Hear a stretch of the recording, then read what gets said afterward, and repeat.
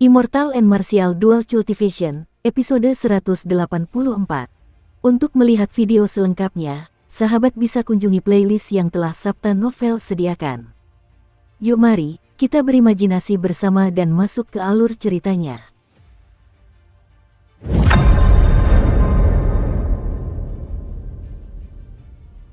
Bai Lixi tersenyum tipis dan berkata, anak nakal ini selalu mengejutkan orang. Bai Lixi, apakah kau mengenal pemuda itu? Tanya teman Bai Lixi di sampingnya.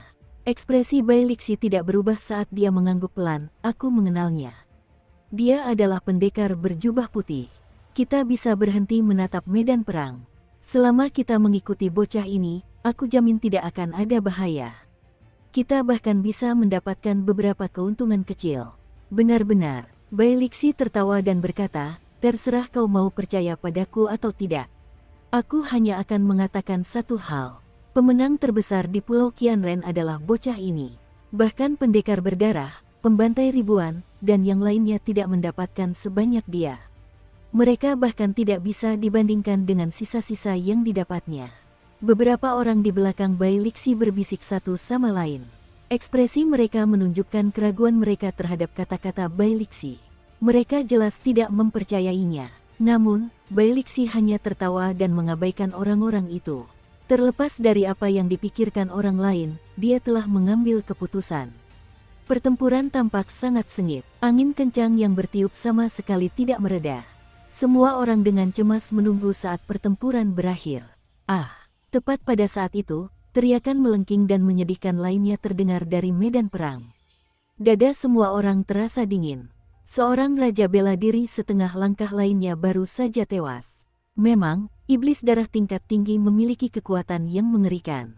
Raja bela diri setengah langkah yang biasanya bergerak dengan mudah telah menderita 2 korban jiwa hari ini. Para raja bela diri setengah langkah ini benar-benar tak kenal takut. Seharusnya mereka melarikan diri setelah bertemu dengan iblis darah tingkat tinggi. Jika mereka mati, itu akan sangat disayangkan. Apa yang kau tahu? Raja bela diri setengah langkah bukanlah raja bela diri sejati. Agar mereka bisa maju menjadi raja bela diri, selain memenuhi berbagai persyaratan dan membutuhkan esensi yang cukup, hal terpenting adalah membuka lautan kesadaran, meningkatkan kekuatan energi mental mereka. Jika energi mental mereka tidak cukup kuat, mereka tidak akan pernah bisa menembus batasan menuju raja bela diri. Dari kelompok ini, beberapa di antaranya mendekati batas umur mereka. Jika mereka tidak mempertaruhkan semuanya untuk ini, mereka tidak akan memiliki kesempatan lagi. Setelah kematian raja bela diri setengah langkah lainnya, kerumunan mulai berdiskusi lagi setelah hening sejenak. Buku panduan rahasia yang menyeimbangkan energi mental adalah buku panduan rahasia paling langka di benua ini. Iblis darah tingkat tinggi biasanya hanya muncul di wilayah inti medan perang iblis. Di sanalah bahkan seorang raja bela diri pun tidak akan berani melangkah sembarangan. Sekarang mereka telah menemukan iblis darah tingkat tinggi di wilayah dalam, bagaimana mungkin mereka melepaskannya? Ketika kultivator yang sebelumnya menyuarakan keraguannya mendengar ini, dia akhirnya mengerti mengapa kelompok raja bela diri setengah langkah ini mempertaruhkan nyawa mereka seperti ini. Ketika Xiao Chen mendengar ini, dia merenunginya. Mereka telah mencapai batas kemampuan mereka. Jika mereka tidak mempertaruhkan segalanya, mereka tidak akan memiliki kesempatan lagi. Oleh karena itu, meskipun mereka mengetahui bahayanya, bahkan jika mereka harus menghadapi kelompok kultivator dengan niat jahat setelah mengalahkan iblis darah, kelompok raja bela diri setengah langkah ini tidak punya pilihan lain. Mereka hanya bisa mempertaruhkan segalanya untuk ini. Seiring waktu berlalu perlahan, 3 raja bela diri setengah langkah lainnya tewas. Kelompok yang semula berjumlah 18 orang kini berkurang menjadi 13. Setelah bertarung begitu lama, aura iblis darah tingkat tinggi puncak telah melemah secara signifikan. Kegilaan dan aura dahsyatnya yang awalnya terasa hingga jarak 10 km, tidak lagi mampu memberikan tekanan apapun kepada orang-orang yang berada 2000 meter jauhnya. Saat matahari terbenam di barat, iblis darah mendekati batas kemampuannya. Bagaimanapun, iblis darah tingkat tinggi pun tidak dapat mengalahkan sekelompok hampir 20 raja bela diri setengah langkah. Di tengah medan perang, seorang lelaki tua berjubah hitam dengan aura yang luar biasa dan pedang di tangannya berkata dengan ekspresi serius, "Kita hampir sampai." Kita yang sedikit ini akan mampu menghentikannya dari meledakkan diri. Pak Tua Ge, Pak Tua Huang, Pak Tua Chang, dan Pak Tua Mu, kami serahkan para kultivator yang datang kepada kalian. Setelah jeda, lelaki tua itu melanjutkan, aku akan menyimpan inti iblis itu dulu. Setelah semuanya selesai, kita akan membaginya secara merata. Apakah ada yang keberatan dengan rencana ini? Qin Tua, tenang saja. Semua orang mempercayai kredibilitas Istana Api Suci, jawab ke-6 orang yang disebutkannya. Mereka jelas mempercayai lelaki tua ini tanpa ragu. Sebenarnya, kelompok orang ini pernah datang ke medan perang iblis sebelumnya. Qin Tua selalu menjadi penyelenggara setiap kali mereka datang ke sana. Kredibilitas orang ini, ditambah kekuatan yang dimilikinya, adalah alasan mengapa mereka tidak akan bertengkar secara internal dan saling berkelahi. Semua orang mempercayainya. Beberapa orang mengepung iblis darah berpakaian hitam itu. Ia mengeluarkan asap hitam, dan aura jahat di matanya terasa sangat menakutkan.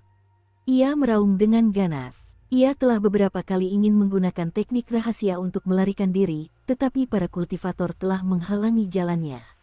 Luka-luka dengan berbagai ukuran yang menutupi tubuh iblis darah itu cepat sembuh. Namun, kecepatan penyembuhannya jauh lebih lambat daripada kecepatan ia mendapatkan luka-luka baru.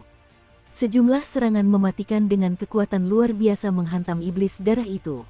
Kekuatan hidupnya berkurang dengan cepat, dia hampir mencapai batas kemampuannya. Aku tidak pasrah. Setelah 1000 tahun, akhirnya aku berhasil menembusnya. Namun, kalian, sekelompok manusia yang hina, telah membuat usaha 1000 tahunku sia-sia. Jika aku harus mati, maka semua orang akan mati bersamaku. Iblis darah berpakaian hitam itu tampak menjadi gila saat berbicara dengan ekspresi histeris. Kulitnya mulai membengkak dengan cepat. Ekspresi Qin Tua tetap tidak berubah. Matanya yang dalam tetap tenang. Dia berkata, bagus sekali. Dia akan meledakkan diri. Bertindaklah sekarang. Boom, boom, boom. Tiba-tiba, energi yang sangat kuat meledak dari tengah medan perang. Energi itu menyebabkan awan merah di atas bergetar dan berubah menjadi pusaran awan berwarna merah tua. Pusaran air tersebut membentuk badai. Banyak orang tidak dapat membuka mata karena angin yang sangat kencang. Aura mengerikan dan penuh malapetaka tersembunyi di dalam angin, terasa seperti roh jahat yang bergerak di antara kerumunan. Mereka yang memiliki kemauan lemah langsung jatuh. Setan darah itu akan meledakkan diri. Ketika kerumunan merasakan gelombang energi itu, mereka menjadi sangat bersemangat. Pertarungan ini akhirnya telah mencapai akhirnya. Terlepas dari hasilnya, kelompok Raja Bela Diri setengah langkah itu pasti akan kelelahan. Saat itu, mereka tidak mampu menahan begitu banyak orang yang menyerang bersamaan.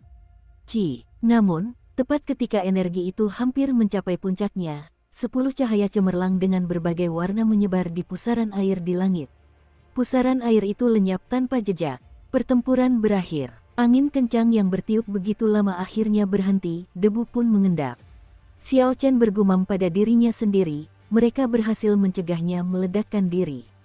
Sepertinya kelompok Raja Bela Diri setengah langkah ini cukup siap. Ledakan. Begitu debu mereda, cahaya warna-warni yang menyilaukan melesat keluar dari iblis darah. Berbagai macam harta karun rahasia beterbangan ke udara. Secara kasar, setidaknya ada 100 harta karun rahasia. Dari jumlah tersebut, 2 atau 3 di antaranya adalah harta karun rahasia tingkat menengah yang jarang terlihat. Hanya manusia yang bisa menggunakan harta karun rahasia. Para iblis mengumpulkan harta karun rahasia agar mereka bisa menarik perhatian manusia dan membunuh mereka saat mereka lengah. Untuk menarik lebih banyak manusia dan memakan jantung mereka guna meningkatkan kekuatan, para iblis harus mengumpulkan banyak harta karun rahasia. Iblis darah yang lebih kuat memiliki banyak harta karun rahasia yang mengerikan. Itu adalah harta karun rahasia. Dia layak menjadi iblis darah tingkat tinggi puncak.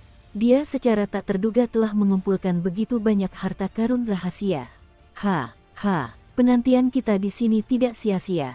Dengan begitu banyak harta karun rahasia, semuanya sepadan sekarang. Cepat, iblis darah sudah mati. Jika kita tidak maju sekarang, tidak akan ada kesempatan lagi. Tentu saja, para kultivator yang telah menunggu begitu lama tidak ingin melewatkan kesempatan ini. Jika mereka membiarkan kelompok Raja Bela Diri setengah langkah itu bereaksi, semuanya akan terlambat. Siu, sosok-sosok yang tak terhitung jumlahnya bergegas menuju pusat medan perang. Semua kultivator tampak sangat bersemangat, seolah-olah mereka telah memperoleh harta karun rahasia. Para raja bela diri tingkat unggulan di udara bergegas turun ke tanah. Dengan memanfaatkan posisi menguntungkan mereka memimpin barisan. Xiao Chen berdiri dengan tenang di atas elang. Ia mempertahankan ekspresi tenang. Ia tidak bergegas maju bersama yang lain. Suasana keramaian telah memengaruhi Bai Lixi. Namun, tepat sebelum ia bergegas maju, ia melihat Xiao Chen tak bergerak. Karena itu, ia pun berhenti. Bai Lixi, cepatlah. Jika kita lebih lambat lagi, kita tidak akan bisa merebut apapun. Memang benar, mungkin ada banyak harta karun rahasia, tetapi jumlah kultivator jauh lebih banyak daripada harta karun rahasia. Jika kita terlambat, kita bahkan tidak akan mendapatkan harta karun rahasia yang paling buruk sekalipun. Tatapan Bai Lixi tegas saat dia berkata, tidak perlu. Kau bisa pergi duluan. Hati-hati, para raja bela diri setengah langkah itu tidak mudah dihadapi. Bai Lixi, kau terlalu pengecut. Raja bela diri setengah langkah memang menakutkan. Namun, bagaimana mungkin raja bela diri setengah langkah yang telah menghabiskan kekuatannya bertarung sepanjang hari dapat menahan begitu banyak orang? Kalau begitu, kami duluan. Kamu bisa menunggu di sini sendirian. Kalau kamu tidak dapat apa-apa, jangan iri. Beberapa orang tertawa dan terbang ke depan. Mereka semua tidak mempedulikan kata-kata Bai Lixi. Bai Lixi juga tertawa getir, dia tidak mengatakan apapun. Bagaimanapun, dia mempercayai instingnya. Karena Xiao Chen tidak bergerak, dia pasti punya alasan. Ketika kerumunan tiba 1000 meter dari pusat, tiba-tiba, 6 orang tua muncul. Mereka memasang ekspresi kosong sementara pakaian mereka berkibar tanpa tertiup angin. Aura mereka sangat kuat dan menakutkan. Mereka tidak terlihat seperti kultivator yang telah bertarung sepanjang hari. Sepertinya mereka telah menghemat kekuatan mereka dan sama sekali tidak kelelahan. Ketika aura mereka bergabung, rasanya seperti gunung tinggi yang menekan para kultivator yang sedang maju, sehingga sulit bernapas. Tidak bagus. Mereka adalah raja bela diri tingkat setengah langkah puncak dalam kondisi optimal mereka. Ketika mereka merasakan aura ke-6 orang itu, raja bela diri tingkat unggul puncak itu tanpa ragu melarikan diri. Angin kencang, petir, embun beku, api, dinding tanah, dan kabut putih, 6 wujud berbeda dari 6 raja bela diri setengah langkah tersebar di sekitarnya. Dalam sekejap, badai energi yang tadinya berhenti kembali berkobar. Segala jenis energi saling terkait. Bahkan udara pun menjadi senjata tajam yang mematikan saat meledak terus-menerus. Ratusan kultivator tidak dapat mundur tepat waktu, dan energi mengamuk menghantam mereka kembali dan mencabik-cabik mereka hingga berkeping-keping. Beberapa kultivator yang berhasil melarikan diri mengalami luka parah, daging mereka terkoyak saat mereka jatuh ke tanah. Hanya segelintir kultivator dengan harta rahasia tingkat rendah tingkat pertahanan puncak yang nyaris lolos tanpa cedera. Namun, harta rahasia itu hancur dan menjadi tidak berguna. Karena rekan-rekan Bai Lixi maju beberapa saat kemudian, mereka tidak menyadari situasi di depan. Pada saat mereka mencapai garis depan, mereka secara kebetulan bertemu dengan gelombang pertama, serangan terkuat. Mereka bahkan tidak memiliki kesempatan untuk melarikan diri. Mereka hancur berkeping-keping, tanpa meninggalkan satu pun mayat yang utuh. Raja bela diri setengah langkah, apa itu raja bela diri setengah langkah? Mereka adalah kultivator yang telah berlatih dalam waktu lama sebagai raja bela diri. Tingkat dan esensi mereka telah mencapai puncak tertinggi yang dapat dicapai oleh raja bela diri. Dengan energi mental yang cukup, seseorang dapat membuka lautan kesadaran mereka dan melangkah ke alam raja bela diri. Mereka akan menjadi salah satu dari sedikit ahli di benua itu. Para raja bela diri setengah langkah telah meningkatkan tingkatan dan kultivasi mereka hingga batas maksimal. Dengan munculnya raja bela diri dan di atasnya, mereka tak tertandingi. Membunuh raja bela diri tingkat menengah atau raja bela diri tingkat unggul terasa semudah membunuh anjing bagi raja bela diri setengah langkah. Satu-satunya hal yang mungkin menimbulkan masalah bagi mereka adalah raja bela diri tingkat unggul puncak di udara. Adapun yang lainnya, masalahnya bukan lagi soal kuantitas tetapi kualitas. Dengan kekuatan mereka, berapapun jumlah yang menyerang, itu tidak akan membuat perbedaan.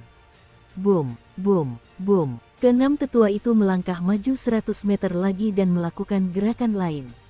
Dengan pengaruh berbagai tingkatan puncak mereka, teknik bela diri yang biasanya biasa saja berubah menjadi gerakan mematikan.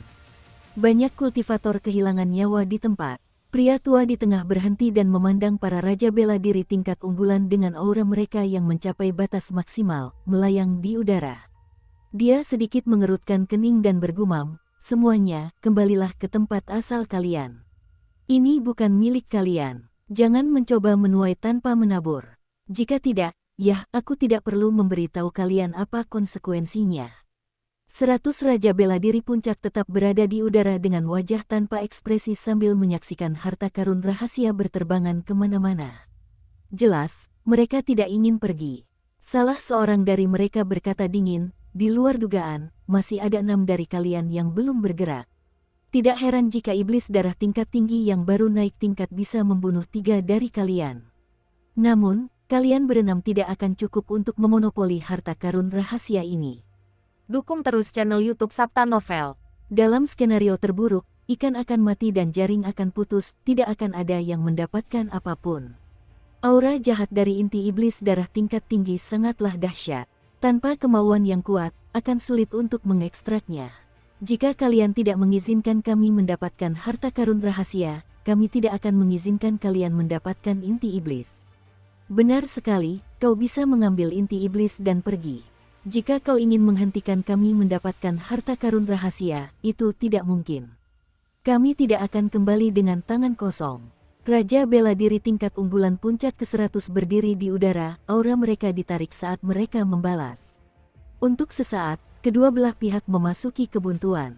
Jika tidak ada yang mengalah, pertarungan yang lebih sengit akan dimulai. Para raja bela diri tingkat menengah dan raja bela diri tingkat unggul biasa sudah merasa takut. Mereka telah mundur sejauh 2000 meter dari para raja bela diri setengah langkah. Ketika para raja bela diri ini melihat 100 raja bela diri tingkat unggulan puncak mempertahankan posisi mereka, mereka semua perlahan menjadi bersemangat. Saat mereka menyaksikan harta karun rahasia beterbangan di sekitar mereka, hasrat muncul di mata mereka. Ketika Bailixi melihat situasi di hadapannya, dia menghela napas lega. Dia fokus pada kultivasi tubuh fisiknya. Sebelum mencapai kesempurnaan agung, dia tidak bisa bersaing dengan kultivator lain dalam hal kecepatan. Jika Bailixi menerobos masuk, bahkan jika dia bisa mundur, dia bisa saja dipenuhi luka-luka. Xiao Chen terus mengamati harta karun rahasia yang beterbangan di udara, dia memfokuskan perhatiannya pada 3 harta karun rahasia tingkat menengah. Harta karun rahasia tingkat rendah lainnya tidak menarik perhatiannya. Indra spiritual Xiao Chen terus mengamati kelompok orang itu. Ketika Qin Tua berbicara kepada ke-6 orang tersebut, Xiao Chen segera memeriksa kondisi ke-6 orang itu. Ke-6 orang ini sama sekali tidak kelelahan. Tujuan mereka adalah untuk mencegah situasi saat ini. Orang yang bernama Qin Tua telah mengambil langkah yang menentukan. Sekalipun ada yang meninggal, Qin Tua ingin mempertahankan kekuatan ke-6 orang ini. Jika dipikir-pikir, kekuatan di belakangnya pasti sangat besar. Jika tidak, dia tidak akan mampu menekan ke-6 orang ini dan akan mendapat masalah. Xiao Chen menatap 3 harta rahasia tingkat menengah di udara. Kemudian, dia menatap sekelompok orang yang gugup. Setelah itu, dia mengeluarkan sebuah patung dari cincin semesta. Dia sepertinya sudah merumuskan sebuah rencana. Di tengah mayat iblis darah terdapat inti iblis berwarna merah tua. Inti iblis itu memancarkan cahaya merah aneh, menyelimuti sekitarnya dengan warna merah menyala. Pada saat yang sama, ia melawan penghalang yang tidak jelas dan tak berbentuk. 100 meter dari inti iblis, Qin Tua dan yang lainnya memiliki luka berdarah dengan jumlah yang bervariasi. Namun, meskipun wajah mereka tampak lelah, mata mereka semua berbinar, mereka terlihat bersemangat. Meskipun begitu, mereka tetap menjaga rasionalitas. Mereka tidak membiarkan keinginan menguasai pikiran mereka. Salah seorang dari mereka tampak khawatir saat bertanya, "Qin Tua, kau telah menghabiskan sebagian besar esensimu, dan kau terluka. Bisakah kau menahan serangan aura jahat itu?" Iblis darah ini mati dengan penuh dendam. Aku yakin serangan aura inti iblis akan lebih kuat daripada inti iblis milik iblis darah tingkat tinggi biasa. Qin Tua mendengus dingin, jika kau pikir energi mentalmu lebih kuat dariku, silakan coba. Kau tidak perlu bicara omong kosong seperti itu denganku. Ketika yang lain mendengar ini, mereka segera berkata, Kintua, bukan itu maksud kami. Tentu saja, energi mentalmu adalah yang terkuat di antara kami. Kami hanya sedikit khawatir padamu. Ketika Kintua mendengar ini, dia tersenyum dingin. Energi mental orang tua ini hanya selangkah lagi untuk membuka lautan kesadaran. Setelah mengerahkan sedikit usaha, aku seharusnya masih bisa mencapai ini. Saat Kintua hendak melangkah ke dalam cahaya merah, dia mendengar percakapan antara sekelompok raja bela diri tingkat superior puncak dan Getua. Ekspresinya berubah menjadi jahat saat dia berkata, katakan pada Getua untuk mengambil 3 harta rahasia tingkat menengah saja. Biarkan mereka mengambil sisanya. Setelah kita menyelesaikan ini, kita akan membuat mereka membayar 100 kali lipat. Untuk saat ini, kita akan memberi mereka sedikit keuntungan. Setelah Kintua berbicara, dia berbalik tanpa menoleh ke belakang dan melangkah ke dalam cahaya merah. Begitu dia melangkah masuk, ilusi yang tak terhitung jumlahnya muncul di hadapannya. Berbagai macam pemandangan mengerikan muncul di hadapan Kintua. Sulit baginya untuk membedakan ilusi dari kenyataan. Dia merasa seolah-olah telah turun ke neraka, dan roh jahat mengintai, menunggu untuk menelannya. Kintua tetap tenang, matanya tampak damai. Dia mempertajam energi mentalnya menjadi sebuah pedang dan menebas ilusi-ilusi itu. Namun, aura jahat itu sulit dihadapi. Energi mental Kintua tidak mampu menembusnya sepenuhnya. Roh-roh pendendam, roh-roh jahat, dan roh-roh jahat terus berdatangan tanpa henti. Jaraknya hanya 100 meter, tetapi setiap langkah terasa berat. Keringat mengalir deras dari dahinya. Dia jelas sedang berjuang. 100 raja bela diri tingkat unggulan di langit menatap ke-6 lelaki tua di tanah dengan ekspresi dingin. Aura mereka menghilang saat mereka menggenggam senjata mereka erat-erat, mencegah ke-6 orang ini menyerang. Terlepas dari situasinya, lawan mereka adalah raja bela diri setengah langkah. Jika mereka bertarung 1 lawan 1 dengan para lelaki tua itu, mereka bahkan tidak akan bertahan 100 langkah, mereka bahkan akan kesulitan melarikan diri tanpa terluka. Satu-satunya hal yang dapat mereka andalkan adalah keunggulan jumlah mereka. Adapun para kultivator yang tersebar di bumi, mereka tidak dapat menandingi para raja bela diri setengah langkah. Mereka bahkan tidak layak disebut-sebut memenuhi syarat. Sebenarnya, orang-orang ini tidak menyangka akan ada 6 raja bela diri setengah langkah yang sama sekali tidak kelelahan. Jika tidak, mereka tidak akan maju dengan begitu gegabah. Cepat ambil keputusan. Berikan harta karun rahasia itu kepada kami, dan inti iblis akan menjadi milikmu. Berhentilah mencoba mengulur waktu, kata salah satu raja bela diri setengah langkah di udara dengan tidak sabar. Dia jelas merasa gelisah.